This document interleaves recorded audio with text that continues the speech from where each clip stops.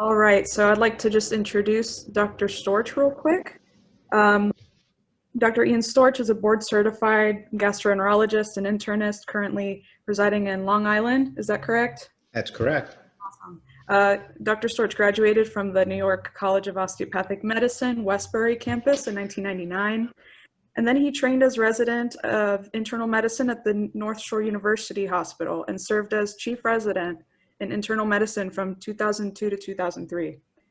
Following residency, Dr. Storch completed a fellowship in gastroenterology and hepatology at the University of Miami, Jackson Memorial Hospital. Dr. Storch has served as assistant clinical professor of medicine at Hofstra University School of Medicine, as well as the New York College of Osteopathic Medicine. His academic interests include diagnostic and therapeutic endoscopic ultrasound, capsule endoscopy, and viral hepatitis B and C. He has served as an editor for various journals and has published over a dozen medical articles. Dr. Storch is the founder of the Do or Do Not podcast, where he and his team have interviewed over a dozen physicians from different specialties and leaders of the osteopathic profession. The podcast looks to examine the journey and experience of extraordinary osteopathic physicians in practice from different stages of their careers, and was started to help pre-medical students who are considering applying to osteopathic medical school. Dr. Storch is very passionate about the osteopathic profession and works one-on-one with current and aspiring osteopathic medical students to inspire them to reach their goals. Thank you so much for joining us, Dr. Storch. Thanks for having me, Amanda. So now this is the first time I've really done it in this, done a presentation in this format. So for all of you at home, if you just be a little patient with me, I think if I just share screen, at that point, you'll be able to, I'm sorry, I'm playing with my headphones. If I share screen, you'll be able to see my presentation. Is that right, Amanda?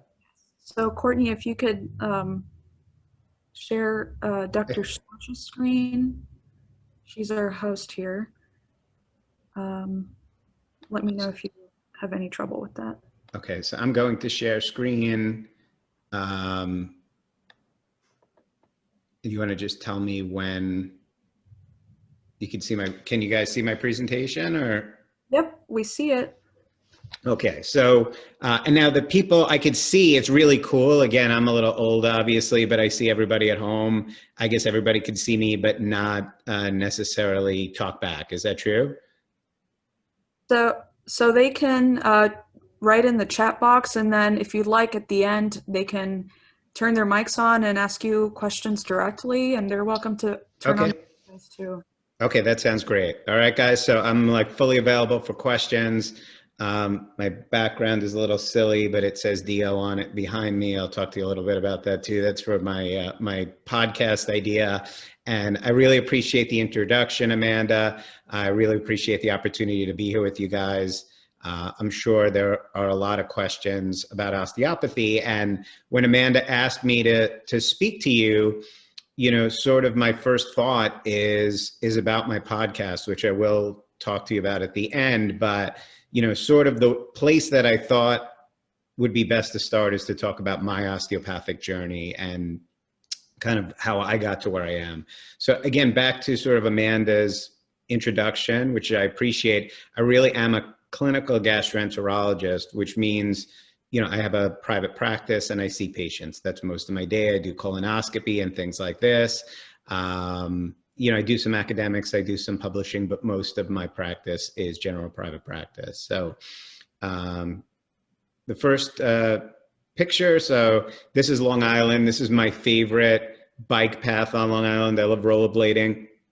The small boy is my son Noah, and the bigger kid is my nephew Jesse. And I just figured I'd share Long Island so those of you who are not from New York can see where I'm from. This is a picture, again, I wish that you guys could all shout out, but we make a yearly pilgrimage to Miami, which you'll hear a little bit about in a bit, but this is Noah and Charlie, my children, and my wife Eileen, and this is sort of our home away from home. I spent 3 years doing my GI training in Miami. I love Miami, and like I said, we go back every year just at New Year's to enjoy the weather. So my thought, when I first, and again, we're going to get to medicine. So all of you that are like, where's the medical part? I wanted to hear about osteopathic school. I'm going to get there. But I actually was an English major in college, and so I was a little bit of a different pathway.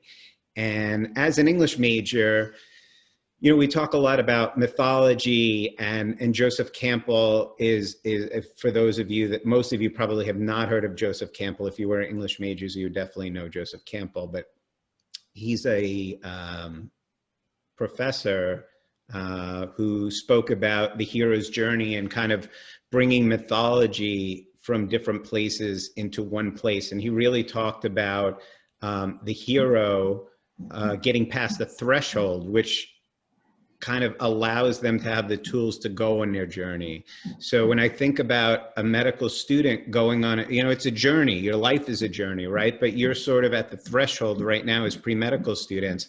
So you're looking to get into medical school so that you can go on this doctor's journey. Again, we're going to talk a little bit about my podcast, where I really, with the students that are helping me build it, try to look at the osteopathic journey.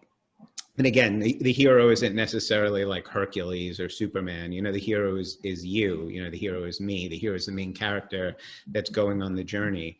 And when you look at the threshold, when you look at the hero getting to the threshold, the main characters of the hero, again, who would be you, the mentor, who's the person that's really advising, and the threshold guardian. The threshold guardian is the person that's sort of preventing the hero from going on that journey. So I would say that the guardian in a bigger way, or not making an actual person, is the things that are holding you back from getting into medical school and getting to where you want to be.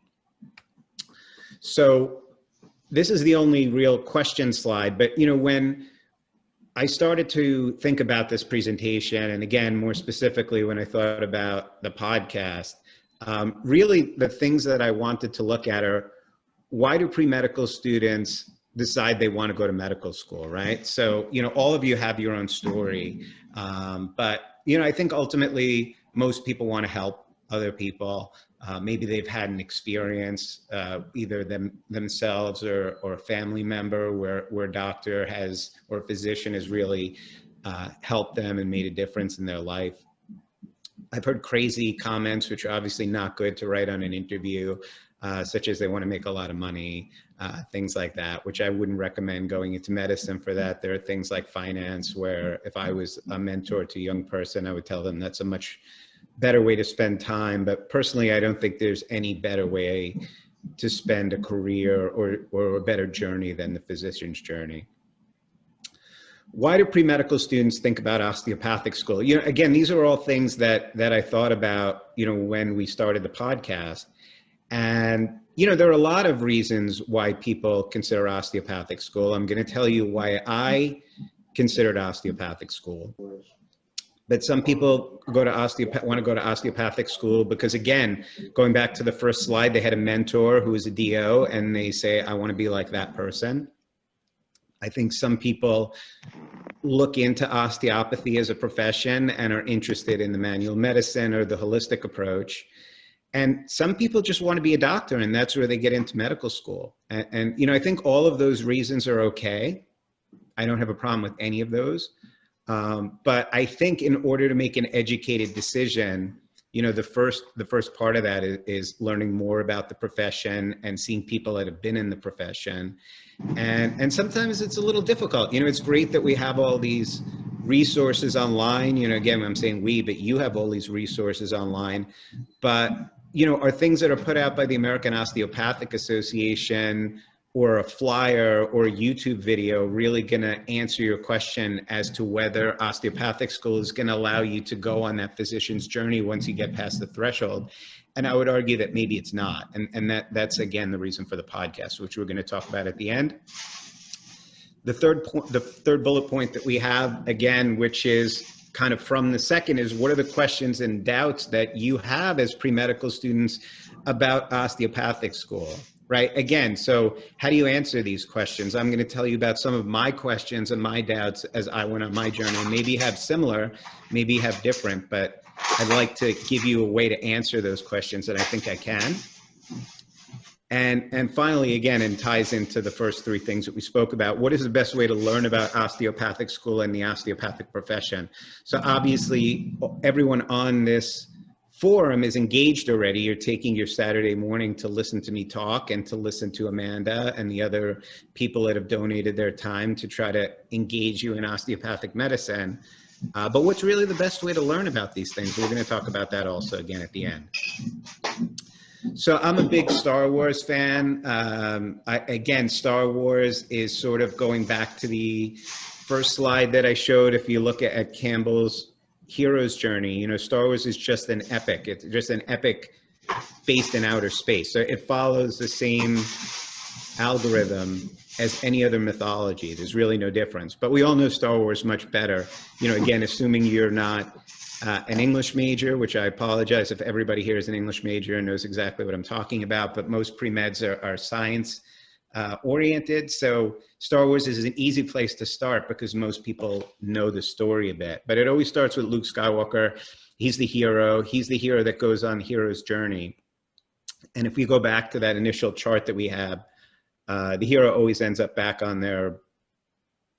home. You know, that's sort of the journey. The journey comes full circle and they end up at home. So again, I just put up this slide to be a little silly. Why does Luke Skywalker always end up back on Tatooine? And it's part of my story too. I always end up back on Long Island, which you'll see I've been trying to get off Long Island for quite some time. So this is just a picture. Obviously the United States map might be a little silly, but on the lower right, you'll see New York. And at the bottom, you'll see, can you see my, Amanda, you see my little mouse? You can see my mouse, right? At the bottom, kind of moving around. Do you see that? Or? Yes. Okay, so this is Long Island down at the bottom. That's where I was born and raised. That's where I'm from, and that's where I live. Again, I always joke around that it's kind of like my Tatooine. I always end up back on Long Island. So I was actually born on Long Island. I was raised on Long Island. This is the hospital that I currently have privileges at and spend, you know, the most of my time again is in the office, but I do spend some time in the hospital. The hospital that I'm at is the hospital that I was actually born, which is just a little weird, but that's my life. And again, that's a hero's journey. So this is North Shore University Hospital. It's on Long Island. Northwell Health is one of the biggest healthcare systems in the United States right now. And again, I have admitting privileges there, and it's where I was born. So growing up is kind of the threshold that we were talking about. I went to high school at a normal high school on Long Island. I was an English major. I was, you know, I thought about medical school, I think a few times, but it wasn't really very high on my radar. I wasn't born to be a doctor. It's not what I thought I was going to do. I actually thought I was going to be an English teacher. And my parents didn't go to college. So I don't think I really gave too much thought into college. And again, I'm going to kind of breeze over this because you guys are finishing up and looking to medical school. But this is my cousin Heath. He's an attorney. He's a handsome guy with a nice smile, and he was smart. And he went to Binghamton University, which is a state school. And I decided to go to Binghamton because that's where he went. So, you know, I honestly, in retrospect, maybe should have given more thought, but everything worked out. So it was good. So I went to Binghamton University in upstate New York. And I had a great experience there. Again, I think I mentioned I recently spoke for them to some of the pre-college students thinking about Binghamton. When I got to Binghamton, my second year, the picture of the young man in the upper left, that's Gary Popovetsky. I haven't seen him in a long, long time, but he was my roommate my second year, and he was super into EMS. He was like born to be a doctor, and maybe some of you were also. He actually, and again, not for means of this podcast, but he ended up going to LECOM. I think he was the first class at LECOM. But he always wanted to be a doctor. His aunt was a doctor. He was born in Russia, came to the US, and again, he was a great guy, really always wanted to do medicine. And to make a long story short, I saw a motor vehicle accident. We took care of a patient together. I had no idea what I was doing, and I decided that I wanted to do something to be able to help if I was in a similar situation. So I got into EMS. The upper right-hand corner is a picture of Jones Beach. The first picture that I showed you is that bike path that I love. So I actually got a job over the summers working in EMS at Jones Beach. And ultimately, you know, through this journey, again, I'm kind of fast forwarding because you all have your own story, which it may be similar to mine. I decided that I wasn't going to be an English professor and I wanted to go to medical school. So interestingly, I didn't know anything about medical school. So, you know, some people I think that have more of a runway to decide what they want to do. You know, Gary Pavlovetsky, the picture that I showed you, he had some idea of what he wanted to do as far as where he wanted to go to medical school. I had no idea. So I don't think this, Amanda, this book, you've never seen this book, is that right? Or yeah, so back in my day, again, I've been a doctor for about 20 years now, but we had a Barron's book. So this, you know, we didn't have the internet, or the internet had really just started. But there was a book called The Barron's Guide to Medical and Dental Schools. And it really listed all of the medical schools that you could apply to. And the bulk of the book was medical schools. There was a small chapter on dental schools. And there were about 2 pages in the back on osteopathic school. And my roommate junior year had this book and I read it. And I read the 2 pages in the back on osteopathic school. And again, you know, if they had this book now, obviously I think there are like 60 campuses. You know, back then there were about 12 schools. I read it and I read the philosophy and I really was like, wow, this is really cool. I think I want to be an osteopath. You know, that might be something really cool to do. So I went home. Again, I grew up in I didn't tell you where I grew up, but the town that I grew up in is called Massapequa. And the upper left is Stuart Horowitz. This is him now. This is not him then, but he was my family practice doc. So I remember I went in to go see Dr. Horowitz and I said, listen, I want to go to medical school and I'm thinking about this thing called osteopathic medicine. Have you ever heard of it? And he said, yeah, of course I've heard of osteopathic medicine. I went to a DO school in Des Moines, Iowa, which again, I've been seeing this guy since I'm like 2 years old and I didn't know he was a DO. And you know, so I asked him, I said, listen, it looks really cool. And he said, it is really cool. I really like my medical school experience. And I said, can you tell me a little bit about osteopathic manipulation? And he told me, I don't do any manipulation. I wasn't very good at it in med school and I don't want to hurt anybody. He said, but you know, what I would recommend is go talk to a woman named Dr. Reese, who only does osteopathic manipulative therapy. So in the lower right-hand corner, I sought out this Dr. Reese. And she was practicing OMT, you know, her practice was osteopathic manipulative therapy. And I just thought it was really, really cool. And I decided, you know, this is what I want to do. There was a hospital at the time, you know, the hospitals have merged now, but there was a hospital called Massapequa General Hospital. It's a picture of the hospital. It's no longer open.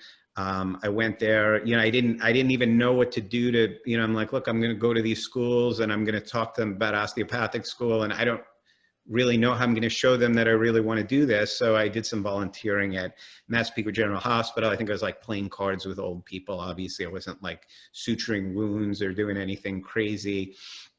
But ultimately, you know, I met 20 DOs. They were all great. They were in every specialty. And it really just reaffirmed that this was what I wanted to do. So at that point, I applied to medical schools and I had to decide where I was going to go. So, you know, I went, the first place that I went was actually Nova Southeastern, which is moved. At the time, it was in downtown Miami. And I just went in for a few hours. You know, I didn't have a lot of money. I wasn't staying overnight. You know, I really just wanted to get into medical schools really early. And I apologize, but I'm like, Amanda talked to me a little bit. I'm generally politically incorrect. So I'm just going to tell you the story as it happened. If it's not, if the AOA is listening to this later, I apologize. But if Nova is listening to this later, I apologize. But I interviewed and it was really early. Again, I had pretty good grades and they offered me a thing called SciFam. And it's crazy, you remember these things like 20 years later, but it was 7 years in family medicine. And I really did think that I may want to do family practice. But basically what you did was you signed up for a spot and they guaranteed you entrance into medical school and sort of a fast track into a family practice program. And I remember thinking to myself, you know, wow, this sounds really great. And it would be great to be accepted into medical school so early. But ultimately, what if I don't want to do family practice? You know, what if, you know, DOs usually go into primary care. I had definitely read about that, but I said to myself, what, you know, maybe I shouldn't be going to osteopathic school, because even though I think I want to do family practice, what if I decide that's not what I want to do? Maybe this is the wrong thing for me. And we'll just file that away because that comes up later. I ended up looking at a few other schools. One was Kansas City, Missouri, which I stopped off on the way to Kirksville, which is the Founders School. You know, again, I told you I really felt that I wanted a true osteopathic education. You know, my primary care doc, as I told you, went to school in Des Moines, Iowa, and the Founders School is the A.T. Still University, and I still remember my interview. It was really a great experience. They have a museum there. It's pretty spiritual, and yeah, I really thought that that's where I wanted to go. But ultimately, because my family was in New York, again, going back to my initial slide, I decided, and I had a girlfriend, of course, that was in New York, who's not my wife right now, but, you know, because of those things, sometimes, you know, your life kind of drags you in a different direction. I ended up at the New York College of Osteopathic Medicine, and I had a great 4 years. This picture is just my friends, you know, from NICOM. You know, I always feel like I could show you pictures of schools and places, but I could tell you what everybody's doing just because I think it's interesting. A lot of people in medical school bond with their anatomy group, right? I don't know if it's still like that, but when you do gross anatomy, you do dissections and you spend a lot of time in the lab. Is that still true, Amanda? You think that's right? Yeah. Yeah. Yeah, so this is my anatomy group. You know, Joe Germano is the upper left. He's an electrophysiologist. He did his cardiology, and then he did electrophysiology at Mass General, which is Harvard. The second picture is Patrick O'Shaughnessy. He did emergency medicine in Manhattan, and he's now the chief medical officer of one of the bigger healthcare systems on Long Island. Bob Doran is doing plastic surgery. John Weinstein in the lower right is an interventional cardiologist. He puts in stents. Dave Elkowitz, who's the lower middle, was my anatomy TA in that pod. He's now associate professor for Hofstra Medical School, which is an MD medical school, as a DO, which I think is quite an accomplishment. He wins teaching attending of the year every single year. And Adam Carpentieri in the lower right. Yes, he does not look Italian, but he is adopted and he is 100% Italian. He has a large family practice on the South Shore of Long Island and is super successful. So everybody did very different things and is doing great. Now, when it came to osteopathy, you know, again, we were talking a little bit about how, you know, I wanted an osteopathic education. When I was at NICOM, I spent a lot of time learning cranial manipulation, and I spent a lot of extra time in the OMM lab. And you know, I'm the kind of person that if I'm in, I'm all in. So I really got the most that I could taking extra classes and learning about manipulation. Ultimately, however, I decided to go into internal medicine. And, you know, I think some of our pictures are on my screen, at least covering some of the pictures on the right-hand side. But, you know, ultimately, you know, when I did my rotations, I just met some doctors that really affected me.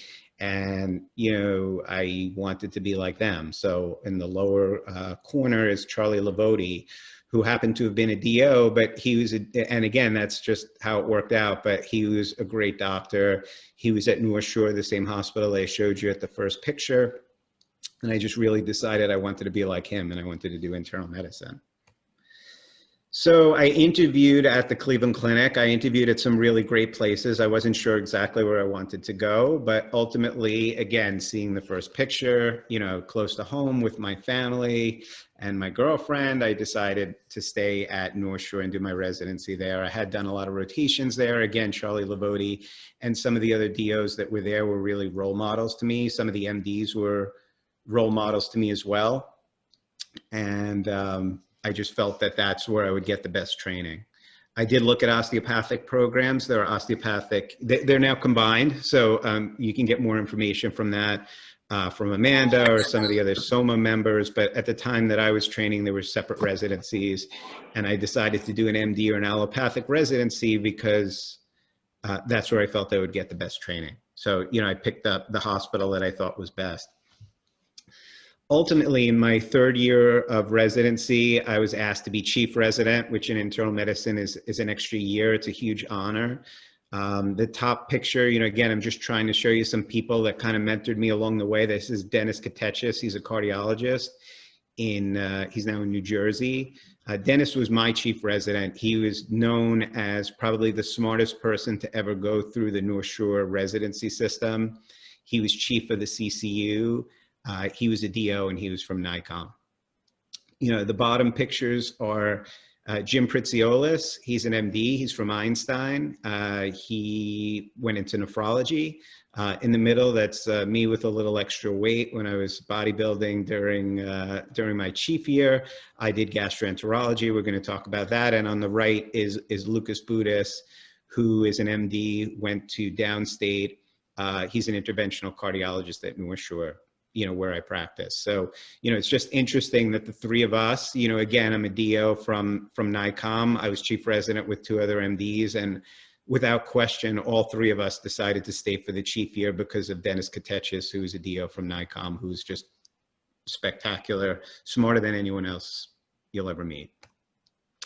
So during my residency training, I met, again, getting back to the mentor theme, a doctor named Ira Schmelkin, who's now in the Berkshires. But I just fell in love with gastroenterology and decided that's what I wanted to do with my life. This is, I don't think we're showing anybody's butt there, so we should be okay with the picture, right? That's kind of hidden, but, I'm not going to talk to you too much about gastroenterology, not the point of the discussion, but, GI to me is just, it allows you to be an internist. It allows you to talk to patients, have relationship with patients, and there's also time to do procedures. So it's a really nice mix of both procedures and patients. So love GI, and that's what I do.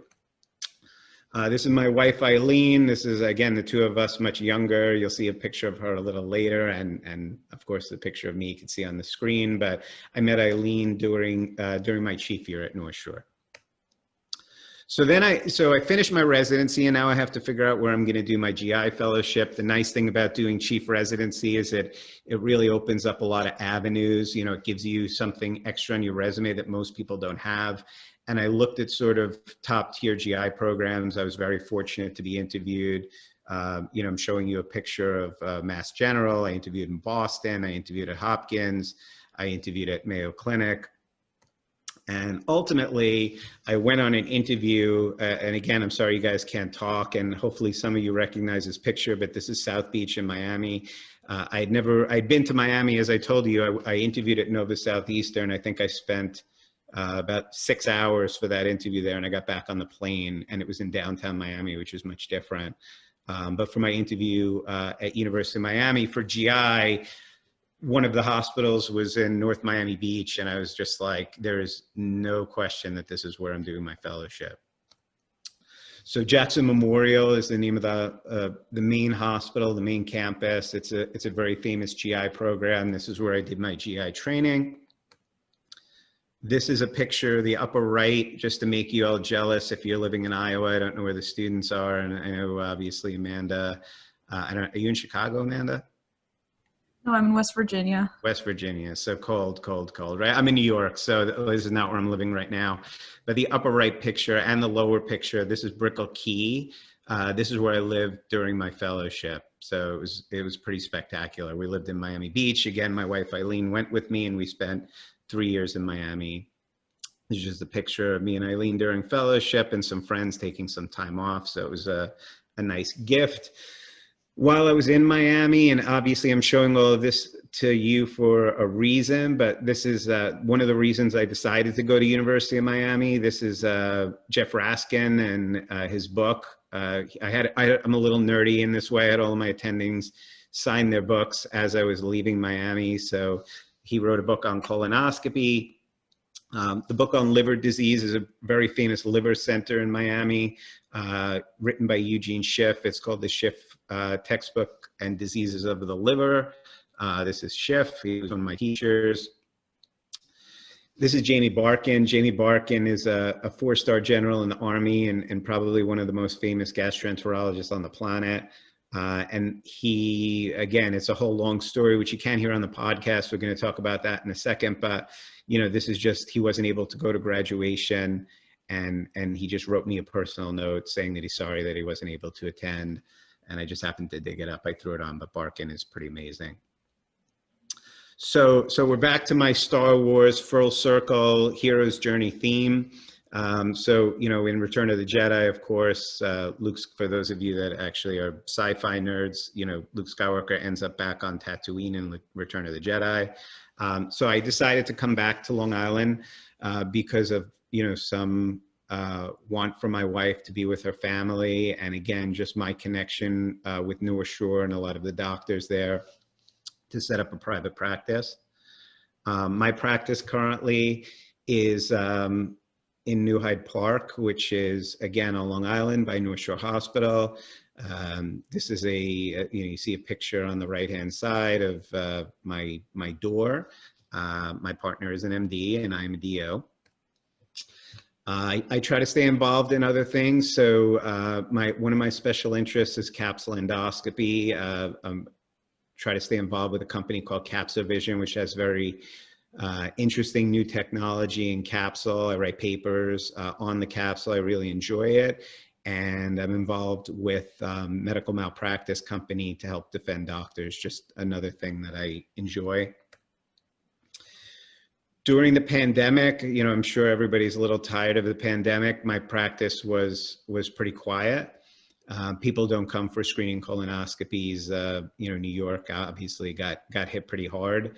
So thankfully, my wife is very supportive, and I was able to take some time and volunteer in a COVID hospital, you know, a hospital that was only taking care of COVID patients for about 8 weeks. You know, I think the reason, you know, I put this picture in is not to, you know, I hate this thing on heroes and, you know, that, you know, saying that I'm a hero is definitely not the reason for this discussion. But, you know, I think the reason that I'm putting this up is because the people that were taking care of patients on the front line were MDs and DOs, period. So, you know, when you're thinking about osteopathic school, you know, again, if you wanted me to say one thing, you know, to show that there are two types of complete physicians in the United States, it's like when things were really bad in New York and things were crashing and it looked like we were going in a really bad direction, Governor Cuomo reached out to every MD and DO in New York to see if they could help. So, you know, I don't think there's anything else to say about that at this point. And I think if I have no problem with other practitioners, but there are no other complete physicians. There are no other complete physicians in the United States other than MDs and DOs.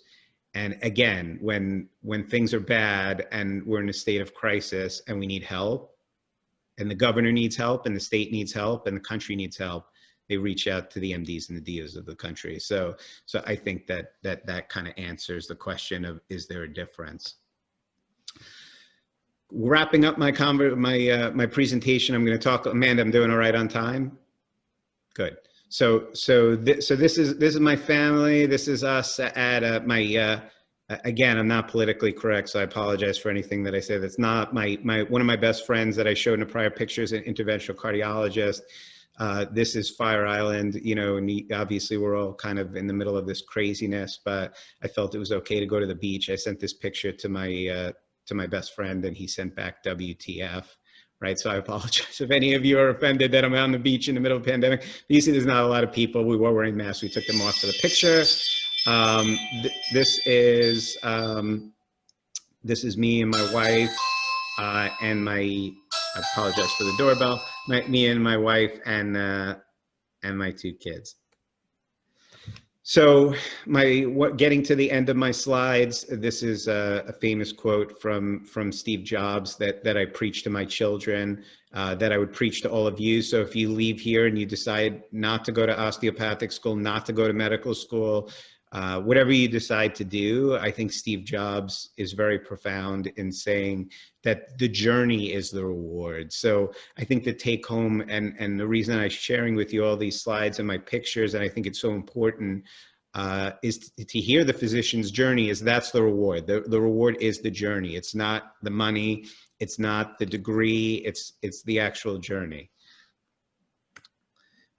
So this is, I'm going to segue a little bit into my podcast, and then we'll open up a little bit to questions. So now let me just start with, I'm misspeaking by saying this is my podcast. This is our podcast.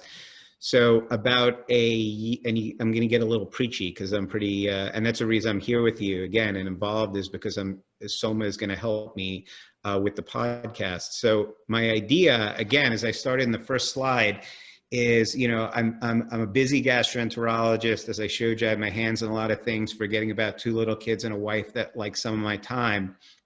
But, students come to me and ask me to mentor them. And sometimes I think, back to when I was at Nova Southeastern interviewing for that SciFam program and thinking, what's my life going to be like as a DO, and am I going to be able to do what I want, and is this going to be limiting, and am I making a bad decision? And I think the only way to answer that question is to talk to 100 people. I told you at the beginning, I spoke to Stuart Horowitz and Dr. Reese about manipulation, and I volunteered at Massapequa General, and I spoke to 20 DOs, I spoke to 30 DOs, and that's how I made the decision that this was the right thing for me. But especially in today's milieu, where you can't really get out and go to the hospital and talk to people, how do you decide? How does a student decide if this is something they want to do?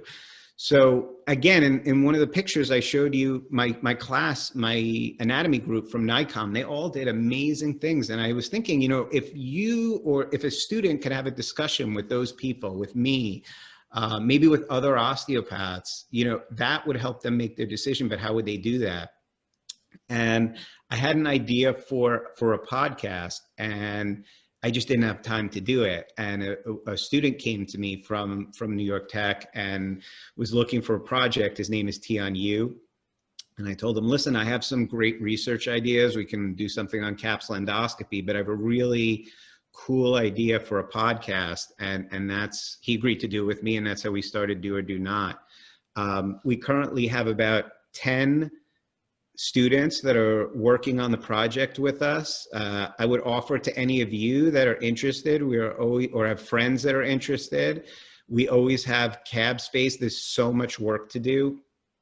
I'm going to escape out of my presentation and just go to the website. And then again, after I finish preaching on my podcast, we're going to go into questions. But this is our website, which was created by one of our students. And basically, I would recommend, or I would urge you, if you're really interested, and obviously you are engaged because you're here, right now we have over 20 interviews with different DOs, trying to capture different specialties, anesthesia, administration. Again, I'm a gastroenterologist. This is one of my favorites. This is Mirtha Macri. There's a show on Netflix called Lenox Hill. Mirtha Macri is one of the stars of the show. She went to the New York College of Osteopathic Medicine.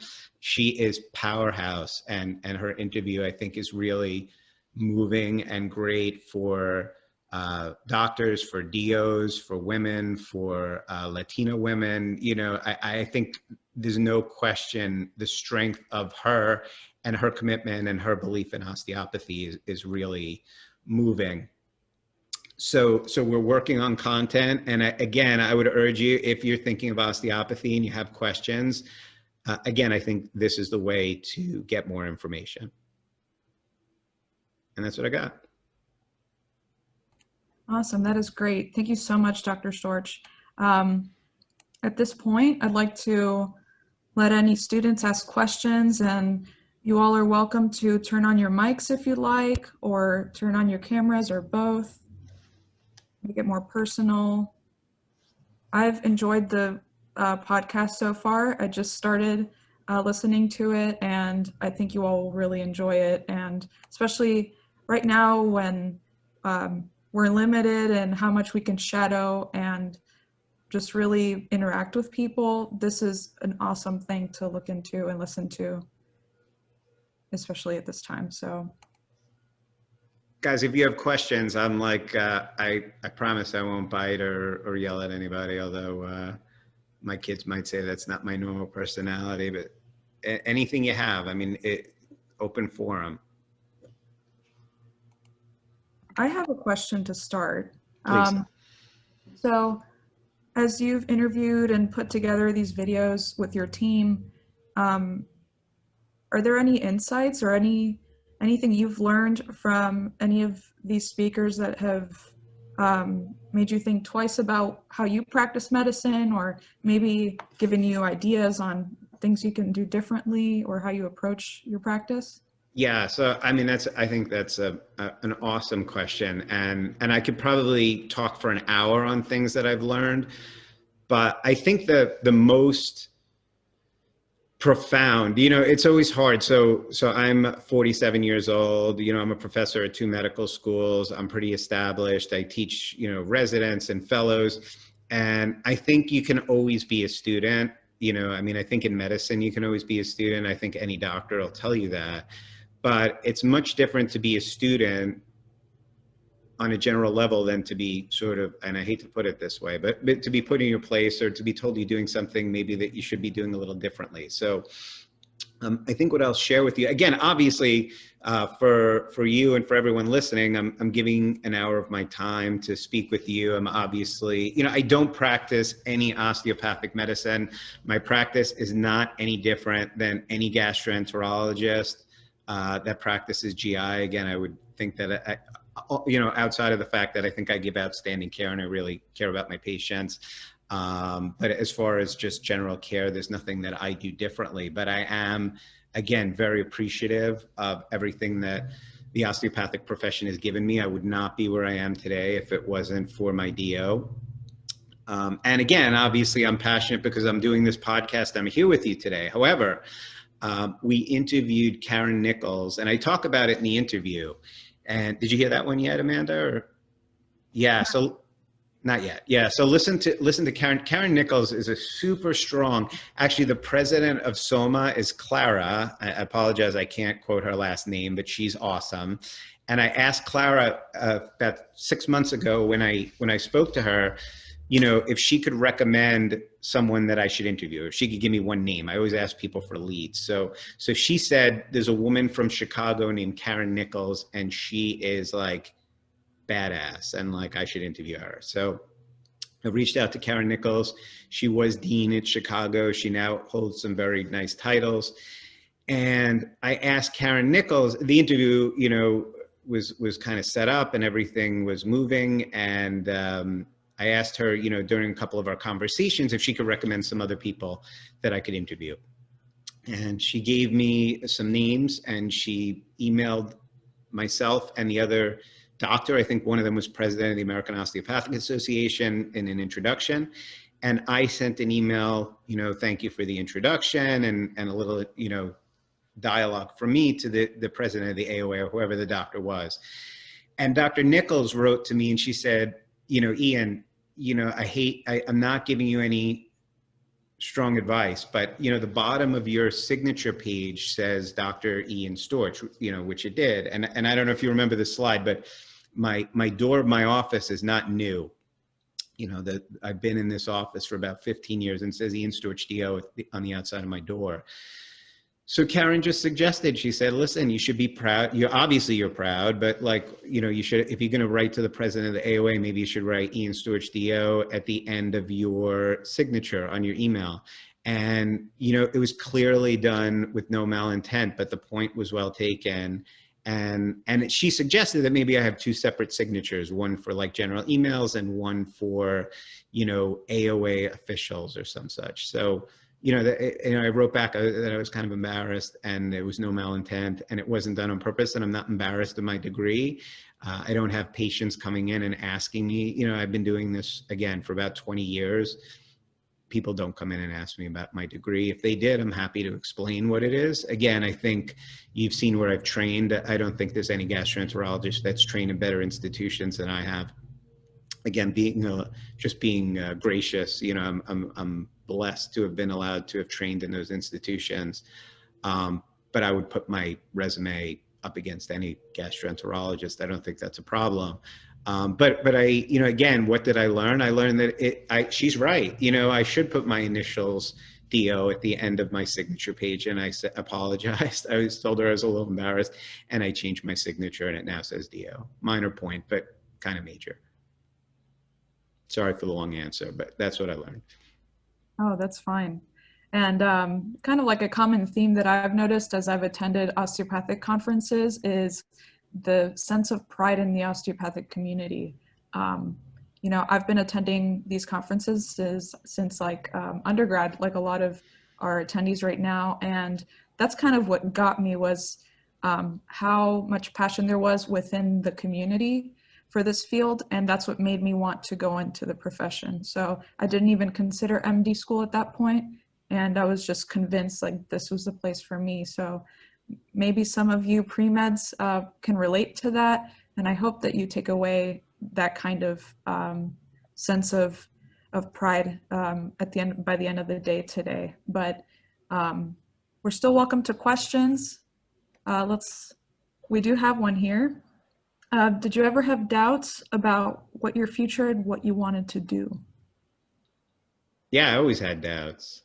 I mean, I think you have to always, I think it's healthy to have doubts. Again, when I was, if we're just talking, you were talking, we can go along the path, we can go along the journey, but, when I first, as I told you, when I was at Nova, I was thinking maybe this whole DO idea is a bad idea. Maybe I'm not going to be able to do what I want. Again, the reason for the podcast, you can do neurosurgery, you could do dermatology, you could do plastic surgery, family practice, you could do anything. So the answer to that is, I made the right decision. When I thought about internal medicine was easy. I think internal medicine is sort of one of the interviews, again, to get back to Amanda's question. And I think it's worth listening to. I love the podcast, so obviously I'm going to keep talking about it. But, one of the interviews, the neurosurgeon that we interviewed, Ryan, he's a neurosurgical resident. He said there are two types of people. There's people that decide they want to do medicine, and there's people that decide they want to do surgery. As medical students, and maybe a little overgeneralization, but in some ways I think that's true. So, internal medicine was kind of an easy stopping ground because I was, you can become an internist. I love internal medicine that allows you to either do a general practice, to be an internist, or to specialize. And there's so many specialties. So it's a nice way to kind of feel things out after medical school. Once I did a few rotations in GI, there was no question that that's what I wanted to do. If you listen to, my podcast episode, I actually had a hard time getting a GI fellowship. And, I questioned in there, and I think it's good to be honest, whether it was because I was the DO. And at my institution, it may have been, again, University of Miami, which is a much better institution, or I'll cut that. Maybe not a better institution, but a much more prestigious institution than North Shore. You saw all those letters from my mentors, and they, welcomed me with open arms and trained me. And so as far as if I didn't get a GI fellowship, I had some doubt on what I would do. But, once I decided I wanted to do GI, it was a pretty straight path. And again, career-wise, private practice, or versus academics. I mean, those are, again, these questions are far away from you, but those are all things you kind of figure out along the way. But I guess the short answer is it's normal to have doubt. It's healthy to have doubt. These are very hard decisions. All of these decisions are very hard decisions, and you got to think them through. Yeah, and we do see people all along the way that maybe change their minds. Like maybe as they're applying for med school, they decide it's not for them. Maybe they have second thoughts about it, but then they do decide to go in. And then maybe sometime in med school, they decide, oh, this really isn't for me. And I really think that's totally fine. As long as you're putting an effort, especially if you're passionate about it starting off. So it happens all the time. I see my colleagues that after like 3 years of med school, it's rare, but you'll see somebody who decides they want to do something else. But for the most part, I've noticed that the ones that get accepted and start school pretty much make it to the end. As scary and difficult med school may sound like, it's definitely doable. So here's another question. How do you suggest students go about gaining shadowing experience during this time? Yeah, so I mean that's a problem, obviously. That's a tough question. It's hard. There. First of all, again, I'm again and again. This is kind of the beauty of my podcast. So if it comes just to you want to get information about osteopathic medicine, again, DOs are doctors, so part of the podcast is just a doctor's journey. So we do talk a little bit about osteopathy. I have a couple of episodes that we tape that we talk to someone that practices osteopathic manipulation. But again, like you think you could still see my screen. This is Adam Kadoff. He's an internist. He's like one of my best friends. He's here on Long Island. He's my doctor. There's no difference between his story and an MD story, once you get through osteopathic school. But I think you can get information from the podcast. Shadowing's terrible. This is a really hard time to really get shadowing experience. I think a lot of people probably are not going to be able to do that. I do have a student in my office now. So I think if you just like anything else, if you hit the pavement and make a lot of phone calls, you may find some opportunities to shadow, but it's definitely going to be limited. Yeah, absolutely. And it might seem like nobody will take you, but there will be physicians here and there that don't have those restrictions and can actually have students. So, and we'll take maybe one or two more questions. Here's one. As in medical missions, are there limitations with being a DO, specifically in terms of international medicine? Medical missions. So talking medical missions as far as practicing in other countries, I assume, huh? I'm guessing so. Could also mean like mission. Yeah, I've never looked into, I do some altruistic things. I've never done a medical mission. I think it seems super cool. Again, I do like I work like 90 hours a week. Like I always tell my students, don't be me. Like I don't think anybody wants to be me. So I've never done a medical mission. I have friends that have done medical missions in Africa and South America. I think it sounds like, again, you saw the picture. I worked on a COVID floor. I do colonoscopy for a living, but I'm not afraid to roll up my sleeves. I think that would be awesome. And either when I retire, which will probably be never, or when I get reincarnated, I think those are things I'd love to do. I don't know the answer to that question. So what I can tell you is on a few of our podcasts, again, I know Mirtha Macri, who's the doctor from ER that we spoke to. She's very into giving back to the Latin community in South America. I believe she did a mission. And then one of our podcasts is Dr. Thurman, who's awesome. He's African-American. He's a family practice doctor in Iowa, I believe. He did his med school at A.T. Still University, which I wish, again, if I could do something, again, everything worked out great. So the ends justify the means, but I would have loved to have gone to Kirksville. He talks about medical mission in Haiti that he set up. So I know you can do medical mission. Is there a practice restriction if you're just going to that country? That is way beyond my realm of knowledge, and I have to hold off on that question. I would say I know you can do medical missions. Are there places you would not be able to do that as a DO? I don't know if that's true or not. I don't know. Yeah, and I can answer part of that question. I did do a medical service trip at the end of my first year in medical school, and I went to Peru. My school does this trip every year, and we take DOs with us and MDs. There's never been an issue.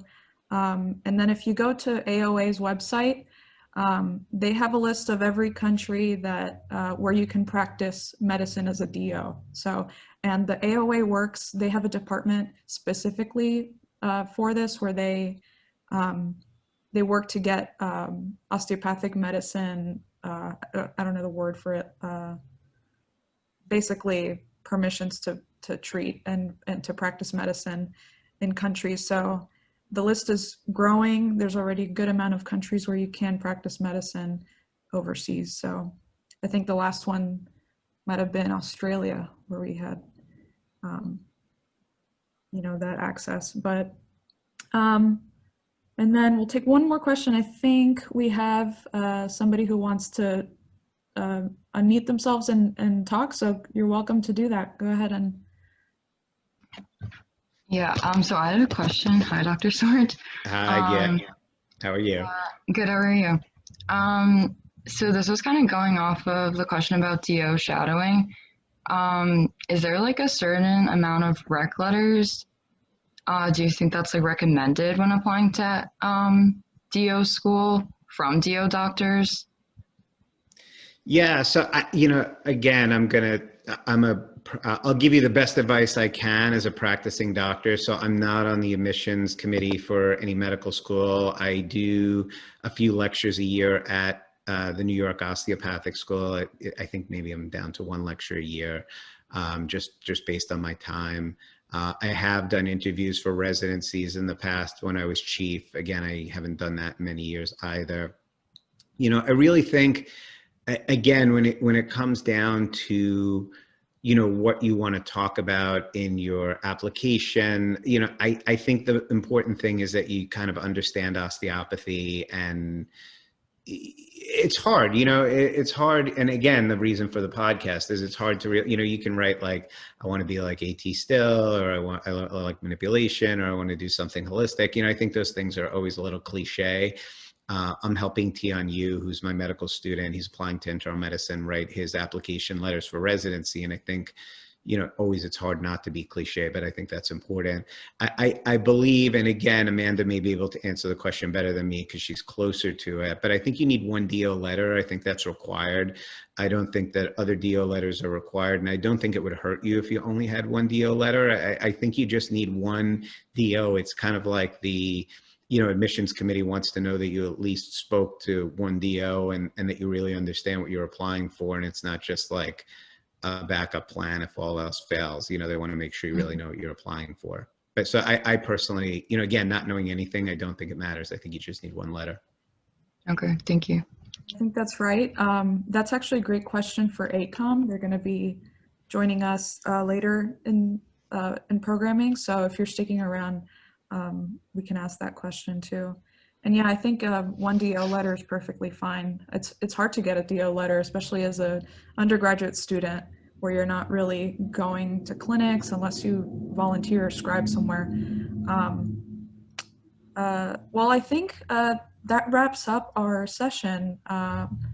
Unless anybody has any additional thoughts, I really recommend that you all go to the podcast site, and you can see it right there on the screen, doordonot podcast.com.